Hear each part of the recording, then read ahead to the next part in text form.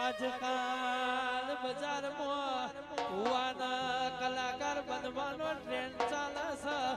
અરે રે 4 દાડા ધૂણી કોઈ ભુવાના બનાય, 4 દાડા ગાય કોઈ કલાકાર ના બનાય. ભાઈ સંગીતના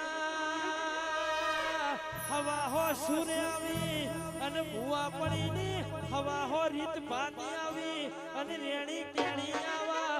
અરે રે 52 બજારમાં ધૂણી ના આવના સાગર ભાઈ કાલ દાડો ઉગના આપણી માતા બોલી તી પડાના તો ભુવા પડી ન કમી. અરે રે 5 ના કવર માટે ધૂણી લો એ આપણી માતાનો મન ના હચવાઈ.